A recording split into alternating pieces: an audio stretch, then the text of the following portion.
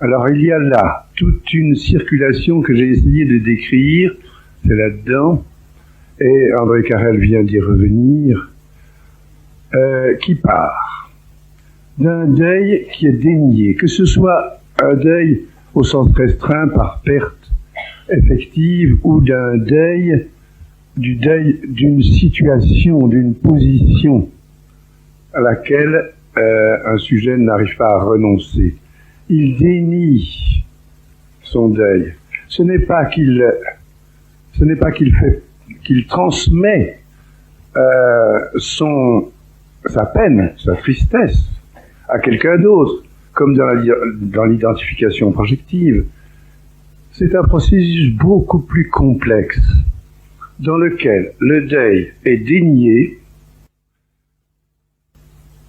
Il est initialement dénié, il est refermé, il va être défiguré, car il est défantasmé, il est privé de ses connexions fantasmatiques, et de ce fait, il deviendra à peine discernable ou indiscernable.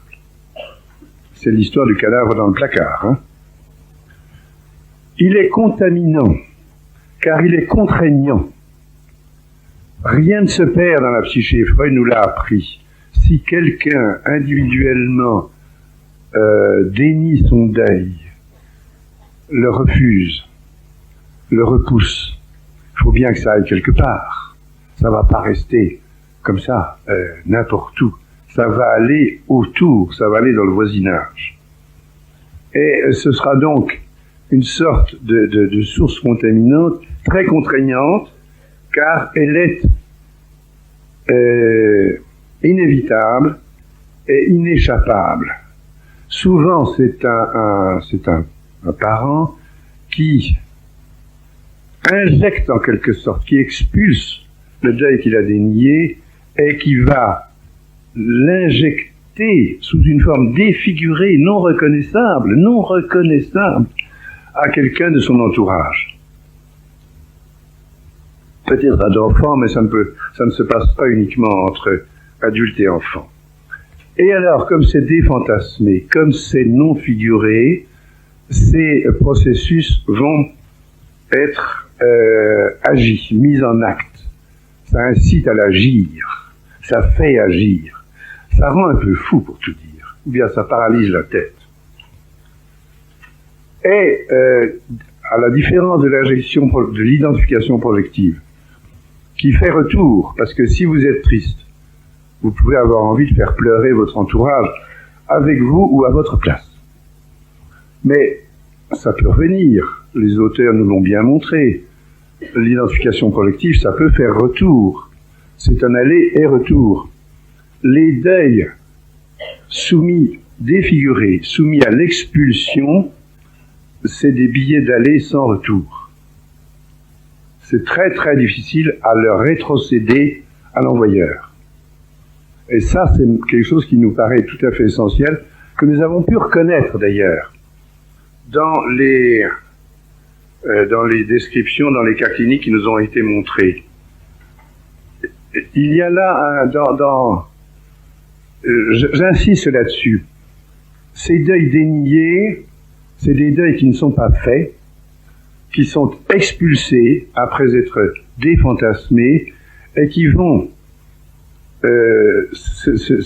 s'immiscer sous une forme difficilement élaborable dans la psyché de l'entourage.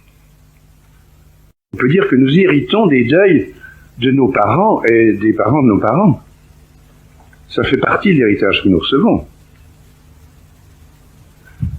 C'est un bien, il se lègue. Tandis que dans ces deuils occlus, c'est pas un bien qui est infligé, c'est une dette qui est infligée. Donc, on ne peut pas parler de transmission de deuil occlus et expulsé.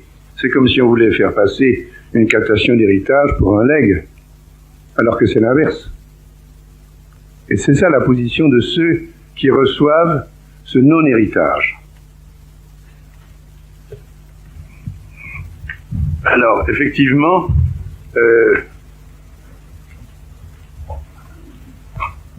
C'est peut-être un peu schématique de parler d'une vision un petit peu toxi-infectieuse.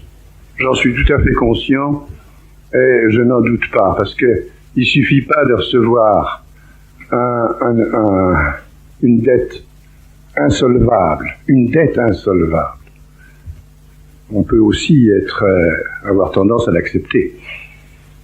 Mais les petits-enfants qui reçoivent des dettes insolvables ou qui subissent des deuils à une période où, comme nous l'exposait Michel Hanus, ils ne sont pas capables de l'élaborer, se trouvent dans cette situation de recevoir, d'avoir affaire à des dettes insolvables. Et ce sont eux que nous allons retrouver dans nos thérapies familiales, dans nos thérapies individuelles. Ça me ramène à ce que je disais tout à l'heure, que les deuils occlus, ces deuils qui sont soumis à l'expulsion, ou qui sont indéfiniment différés et indéfiniment refusés, sont des deuils déreprésentés, c'est démentalisé, c'est défantasmé.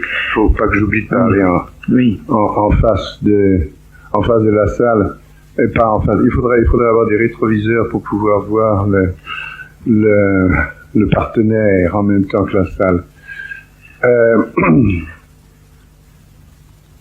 Donc, comme vous le dites, c'est très difficile à représenter, et je crois que c'est une des difficultés majeures dans le traitement de ces cas-là. C'est de retrouver, si possible, la trace d'une représentation.